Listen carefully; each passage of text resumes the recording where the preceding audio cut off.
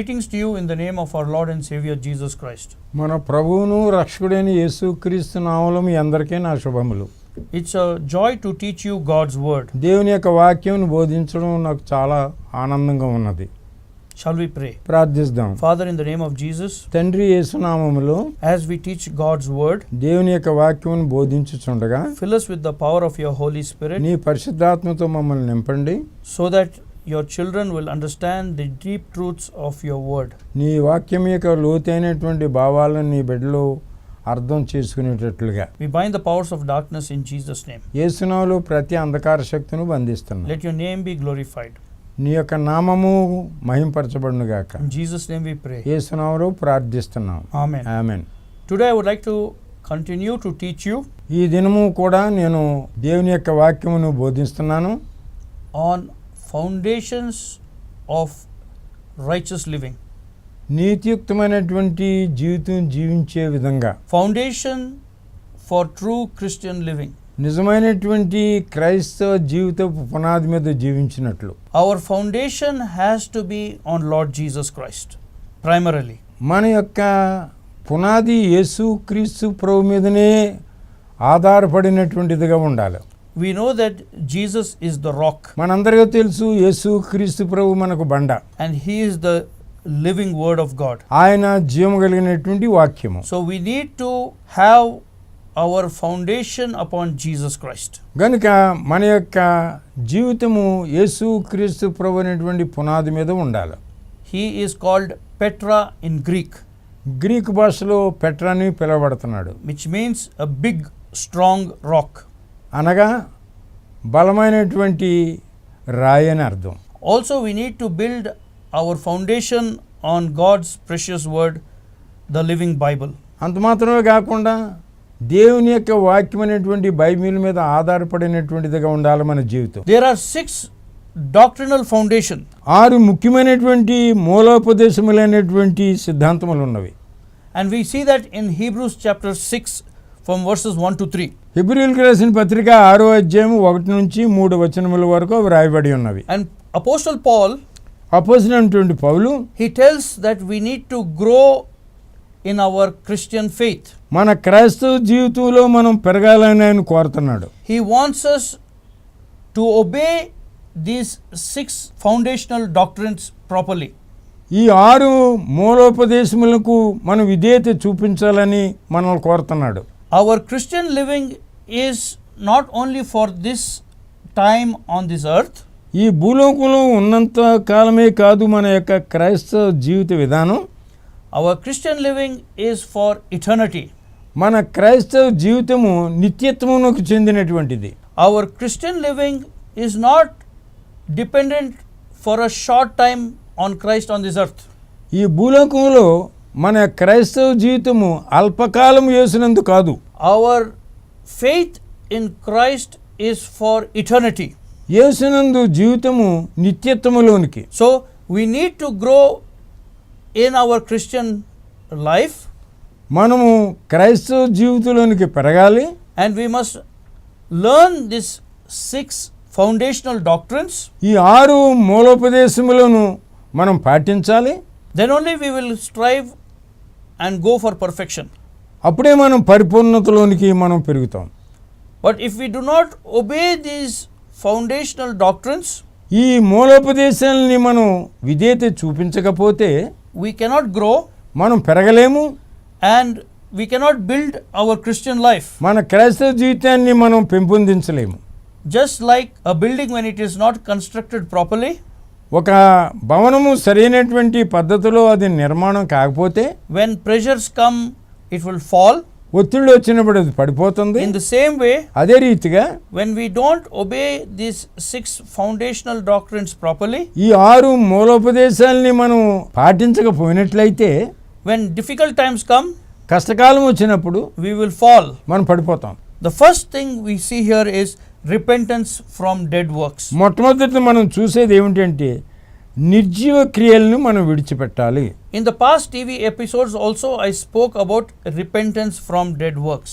గతించినటువంటి టీవీ అంశముల్లో నిర్జీవ క్రియలను విడిచిపెట్టాలనేటువంటి దాన్ని బోధించాను.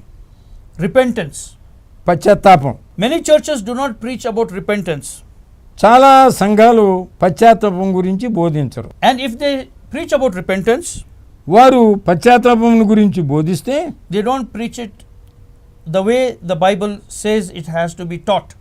బైబిల్లో చెప్పబడినటువంటి రీతిని వారు బోధించరు. What is repentance? పశ్చాత్తాపం అంటే ఏమిటి? It is not an emotional experience. ఆవేశపూరితమైనటువంటి అనుభవం కాదు. True repentance is a one and a lifetime experience.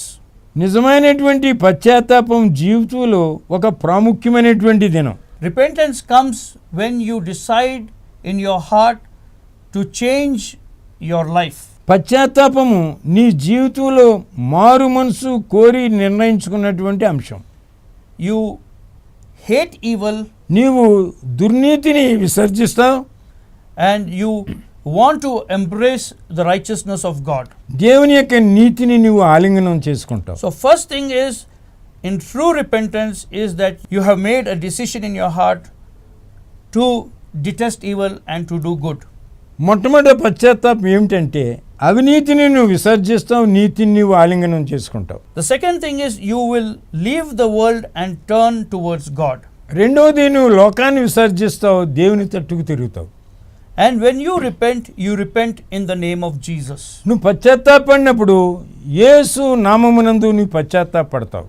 Unless you have repentance, నీవు పశ్చాత్తాపడితేనే కానీ, unless you have true repentance, నిజమైనటువంటి పశ్చాత్తాపం పొందితేనే కానీ you will not have a strong foundation in your Christian faith. నీవు నీ క్రైస్తవ జీవితంలో బలమైనటువంటి పునాది కలిగి ఉండలేవు. True repentance is not an emotional experience. నిజమైనటువంటి పశ్చాత్తాపము ఆవేశంతో కూడినటువంటి అనుభవం కాదు. In true repentance, నిజమైనటువంటి పశ్చాత్తాపం you humble yourself. నీవు తగ్గింపు జీవితం కలిగి ఉంటావు. You take a one and a lifetime decision.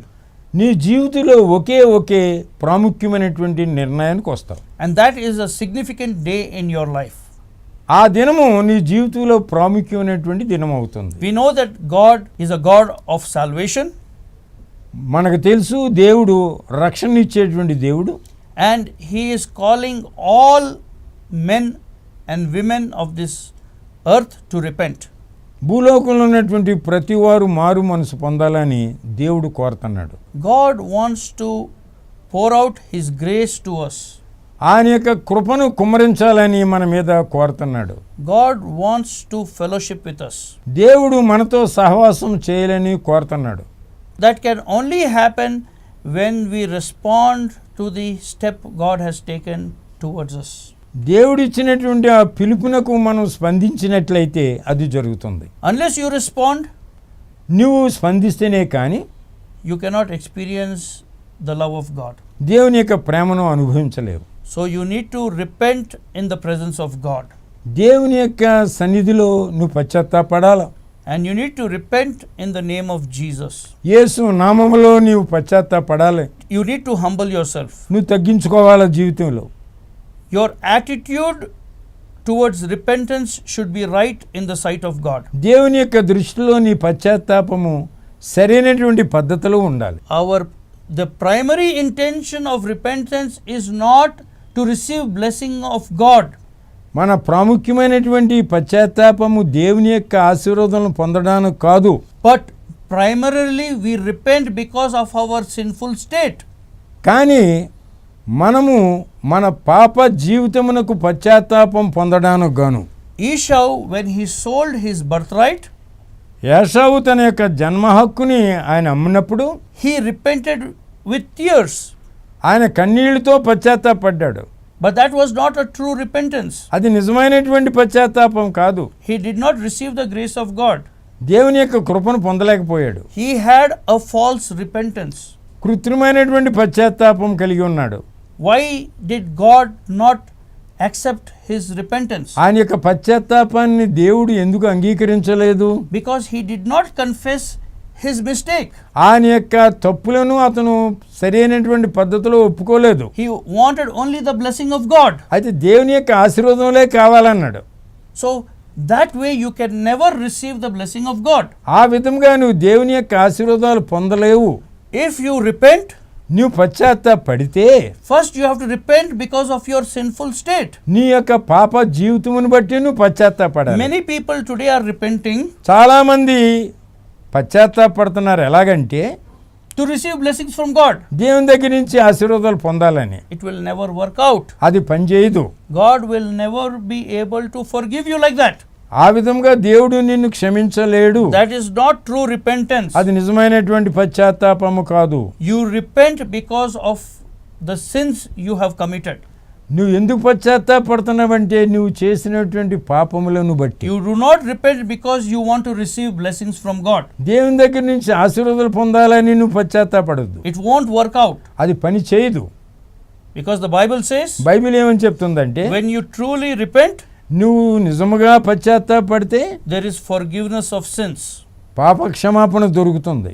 Without forgiveness of sins, పాప క్షమాపణ లేకుండా there is no true repentance. నిజమైనటువంటి పశ్చాత్తాపం లేదు.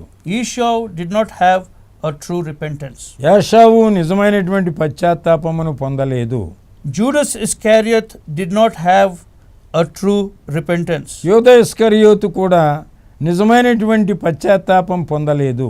And finally we know that even though he knew he did a mistake, he did a sin, he did not receive the forgiveness of God. అతడు తప్పు చేశాడు, పాపం చేశాడని తెలిసింది కూడా అతడు దేవుని దగ్గర నుంచి క్షమాపణ పొందలేకపోయాడు. So Judas Iscariot went beyond a stage of receiving the forgiveness of God. క్షమాభిక్ష పొందడానికి స్థితికి మించి అతను దాటి వెళ్ళాడు. Judas Iscariot knew he did a mistake, యోధా ఇస్కరియోతు తప్పు చేశాడని తెలుసు అతనికి. but his heart was not right in the sight of God. దేవుని యొక్క దృష్టిలో అతని యొక్క హృదయం సరైనటువంటిదిగా లేదు. He did not take the decision to change the way he thought and lived. అతడు ఏ విధంగా జీవించాడో Judas Iscariot did not make a decision to turn towards God. యోధా ఇస్కరియోతు దేవుని తట్టు తిరగడానికి నిజమైనటువంటి పశ్చాత్తాపము నిర్ణయం తీసుకోలేదు. He was only feeling bad and emotional for the mistake he had done. అతను చేసినటువంటి తప్పునకు ఆవేశపూరితమైనటువంటి మారు మనసే వచ్చింది. And he got emotional ఆవేశంగా ఉన్నాడు. and he hanged himself. అతడు ఉరి వేసుకుని చనిపోయాడు. When you have true repentance, నువ్వు నిజమైనటువంటి పశ్చాత్తాపం పొందినట్లయితే you say, I have enough with this worldly life. ఈ లోకంలో నేను జీవించినటువంటి జీవితం చాలు. I am tired of this sin and evil, ఈ అవినీతి జీవితం నాకు చాలు. and I have decided to turn for the good. నేను మంచికి నేను తిరుగుతానని I have నిర్ణయించుకున్నాను. decided in my mind నా యొక్క మనసులో నేను నిర్ణయించుకున్నాను to live a right life for God. దేవుని కొరకు నీతియుక్తమైనటువంటి జీవితం జీవించాలని నిర్ణయించుకున్నాను. And in this process, ఈ యొక్క కార్యములో I leave the world ఈ లోకాన్ని నేను విడిచిపెడుతున్నాను. and I turn myself towards God. దేవుని తట్టుకు నేను తిరుగుతున్నాను. So that's called true repentance. అది నిజమైనటువంటి పశ్చాత్తాపం. Many people do not have that true repentance. చాలామంది ఈ నిజమైనటువంటి పశ్చాత్తాపంలోనూ ఉండరు. Some people, they have their own crooked ways of repenting and think they have truly repented. కొంతమంది వంకర మార్గంలో పశ్చాత్తాపడి మేము నిజమైనటువంటి పశ్చాత్తాపడ్డామని తలస్తారు. There is no crooked way in a true repentance. నిజమైనటువంటి పశ్చాత్తాపంలో వంకర టింకర పద్ధతి లేదు. John the Baptist says, make your way straight and truly repent. బాప్తిస్మిచ్చి యోహాను చెప్తున్నాడు, మీ మార్గములను సరళము చేయడి నిజమైనటువంటి మారు మనసు పొందండి అని. Repentance to dead works. నిర్జీవమైనటువంటి క్రియలకు విడిచిపెట్టండి. We see in the Bible about the prodigal son, బైబిల్లో మనం తప్పిపోయినటువంటి కుమారుణ్ణి చూస్తున్నాం. how he truly repented. ఏ విధముగా నిజమైనటువంటి మారు మనసు పొందాడో. He accepted the truth that he was a sinner. అతడు పాపం చేస్తున్నాడని అతను ఒప్పుకున్నాడు. He has accepted the truth that he was far away from his father. తండ్రి దగ్గర నుంచి దూరం అయిపోయానని అతడు సత్యాన్ని ఒప్పుకున్నాడు.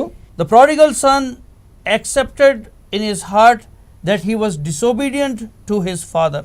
తప్పైనటువంటి కుమారుడు తన తండ్రికి అవిధేయుడు అయ్యాడని ఒప్పుకున్నాడు. And because of his disobedience and sin, he was suffering.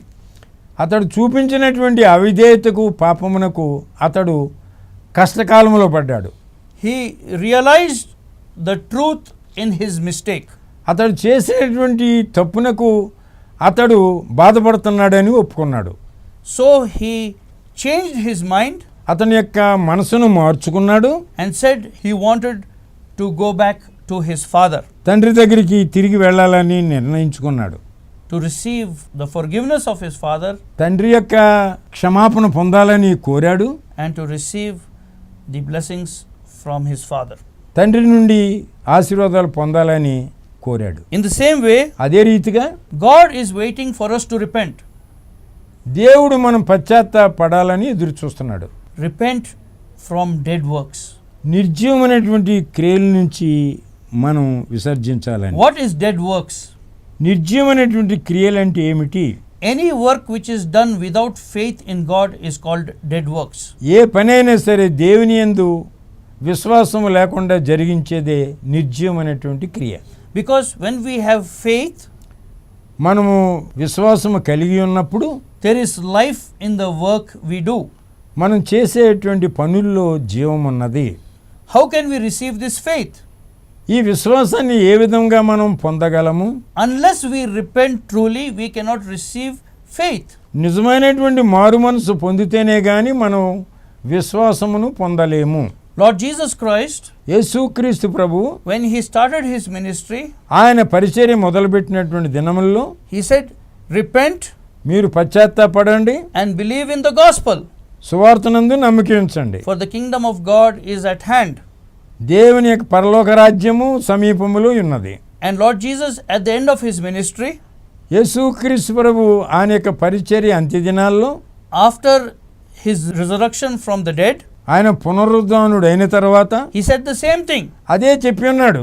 He said, repent పశ్చాత్తాపడండి, and believe in the gospel, సువార్తనందు నమ్మకం ఉంచండి, and you will receive the forgiveness of sins. మీరు పాప క్షమాపణ పొందుతారు. You repent when you look towards God, మీరు దేవుని తట్టు తిరిగినట్లయితే మీరు పశ్చాత్తాపడతారు. and when you repent in the name of Jesus, యేసు నామములో మీరు పశ్చాత్తాపడితే you receive the forgiveness of sins.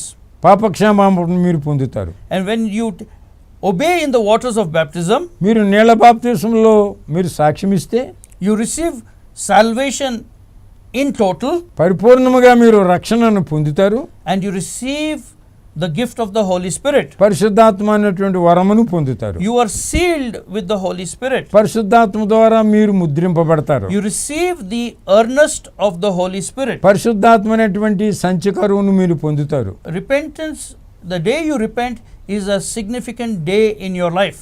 మీరు నిజమైనటువంటి మారు మనసు పొందినటువంటి దినము మీ జీవితాల్లో ప్రాముఖ్యమైనటువంటి దినముగా గుర్తించబడుతుంది. Because you received forgiveness of your sins, ఎందుకంటే మీరు పాప క్షమాపణ నిమిత్తము మీరు పొందారు. you received the grace of God, మీరు దేవుని యొక్క కృపను పొందారు. you received the love of God, మీరు దేవుని యొక్క ప్రేమను పొందుతారు. and you received the seal of the Holy Spirit, మీరు పరిశుద్ధాత్మ అనేటువంటి ముద్రను పొందుతారు. and you received the earnest of the Holy Spirit. పరిశుద్ధాత్మ అనేటువంటి సంచికరువును మీరు So పొందుతారు. you cannot forget that day. ఆ దినాన్ని మీరు మర్చిపోలేరు. You cannot have true repentance happening every day in your life. మీ జీవితంలో ప్రతిరోజు నిజమైనటువంటి మారు మనసు ఉండదు. That is not scriptural. అది లేఖన భాగంలో లేనటువంటిది. It is like what Paul is saying, you are relaying the foundation again. పౌలు భక్తుడు ఏమంటాడంటే మరలా మీరు పునాది వేస్తున్నారంటున్నాడు. When you have true repentance, మీరు నిజమైనటువంటి పశ్చాత్తాపం కలిగి ఉన్నప్పుడు then you will receive true faith. నిజమైనటువంటి విశ్వాసాన్ని పొందుతారు. Without true repentance, you cannot receive true faith. నిజమైనటువంటి పశ్చాత్తాపము లేకుండా నిజమైనటువంటి విశ్వాసాన్ని పొందలేరు. And your Christian life will be unstable without any stability and will be wobbly. మీ క్రైస్తవ జీవితము స్థిరమైనటువంటిదిగా ఉండదు. So try to understand this important thing of having repentance, true repentance. పశ్చాత్తాపము నిజమైనటువంటి పశ్చాత్తాపం గురించి మీరు చాలా జాగ్రత్తగా అవగాహన చేసుకోండి. Repentance originates with God. పశ్చాత్తాపం అనేటువంటిది దేవుని దగ్గర నుండి వచ్చేది. God is calling us to come to Him. దేవుడు మనలను ఆయన దగ్గరికి రండి అని పిలుచుచున్నాడు. Because He is a loving God. ఇంచేతనంటే ఆయన ప్రేమించే దేవుడు. He wants to pour out His grace to us. ఆయన యొక్క కృపను మన మీద కుమ్మరించాలని చూస్తున్నాడు. When we truly repent, మనం నిజంగా పశ్చాత్తాపడినట్లయితే we experience His love and grace. ఆయన యొక్క కృపను ప్రేమను మనం అనుభవిస్తాం. But when we do not truly repent, మనం నిజముగా పశ్చాత్తాపం పొందకపోతే we do not receive the grace of God, దేవుని యొక్క కృపను మనం పొందలేము. but we receive the wrath of God. అయితే దేవుని యొక్క ఉగ్రతకు గురవుతాం. When we reject the grace of God, దేవుని యొక్క కృపను మనం విసర్జిస్తే God becomes very angry. మన మీద చాలా కోపోగ్రతంతో ఉంటాడు. That's why we need to truly repent. గనుక మనం నిజముగా పశ్చాత్తాపడాలి. Let us see in Psalms chapter 80 verses 3. కీర్తనకారుడు 8వ అధ్యాయము 3వ వచనములో, దేవా చెరలో నుండి మమ్మల్ని రప్పించుము, మేము రక్షణ నొందునట్లు నీ ముఖకాంతి ప్రకాశింపజేయము. Here we see that David is telling to God, unless your face shines upon him, he would not be saved. అంచేత ఇక్కడ దావీదు ఏమంటున్నాడంటే ఆయన ముఖకాంతి అతని మీద ప్రకాశింపకపోతే అతడు రక్షణ పొందలేడు. So the initial step has been taken from God. కానీ మొట్టమొదటి మెట్టు దేవుని దగ్గర నుంచి వచ్చింది. And we need to respond appropriately. ఆయన చూపించినటువంటి మార్గమునకు మనము సరైనటువంటి రీతిలో స్పందించాలి. Let us see verse 7 of Psalms 80. 7వ వచనము, సైన్యములకు అధిపతియగు యెహోవా చెరలోని మమ్మల్ని రప్పించుము, మేము రక్షణ నొందునట్లు నీ ముఖకాంతి ప్రకాశింపజేయము. And let us see verse 19. 19వ వచనం చూద్దాం.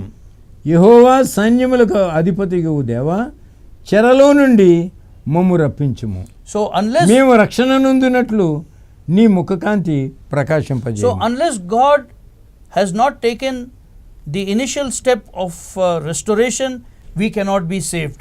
ఆదిలో దేవుడు తన యొక్క మెట్టును మన పట్ల చూపించకపోతే మనం రక్షణ పొందలేము.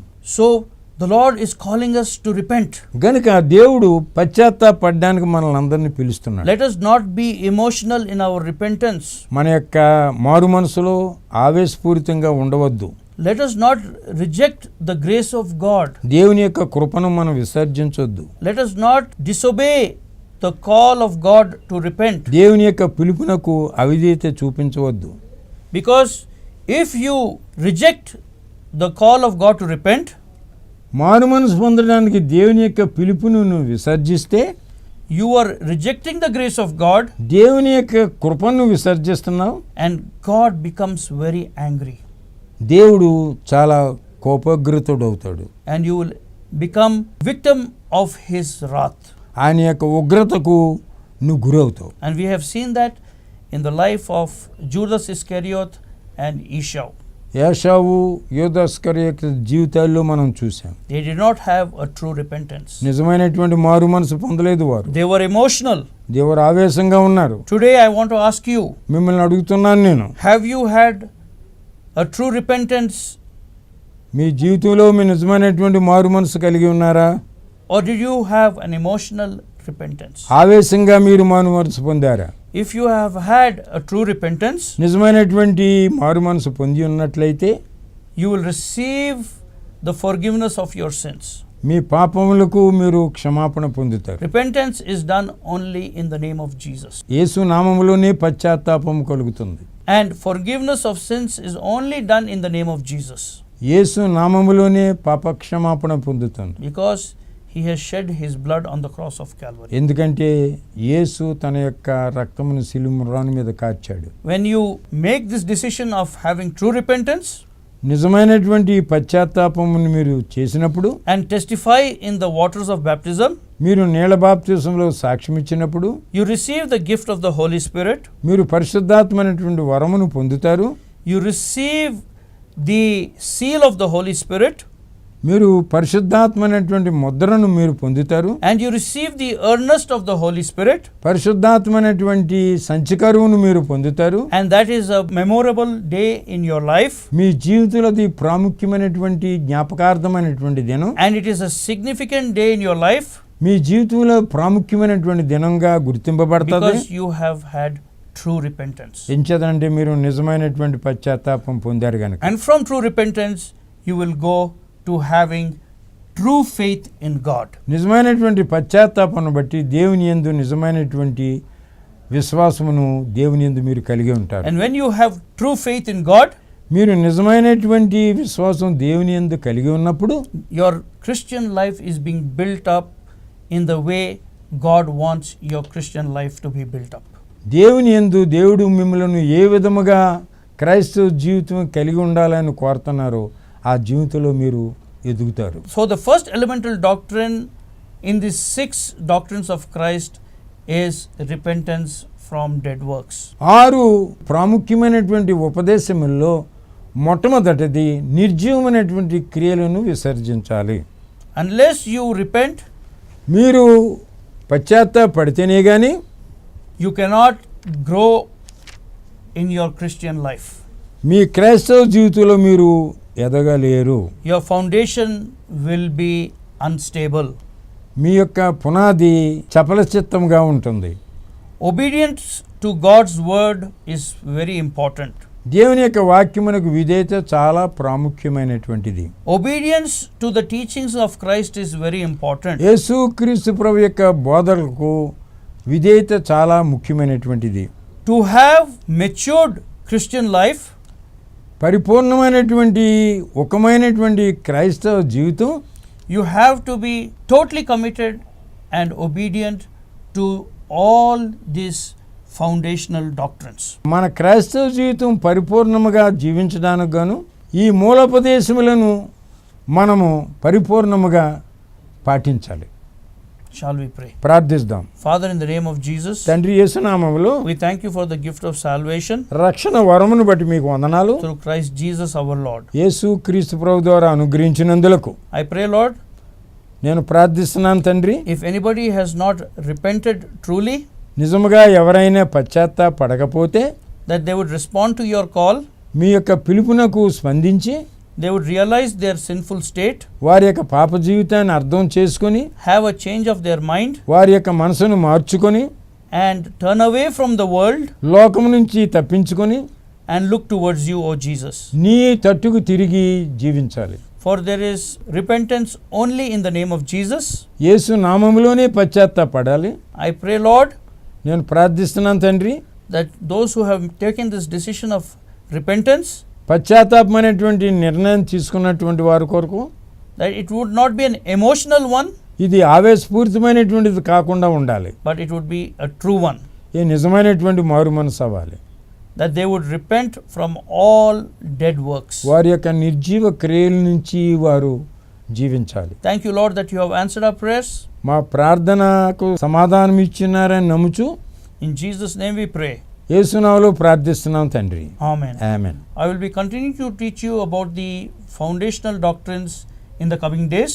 రానున్నటువంటి దినాల్లో పునాది మీద ఉన్నటువంటి అంశాల గురించి నేను బోధిస్తాను. May God bless His precious word. దేవుని యొక్క ప్రశస్తమైనటువంటి వాక్యమును దీవించునుగాక. In Jesus' name we pray. యేసు నామములో ప్రార్థిస్తున్నాం. Amen. ఆమేన్.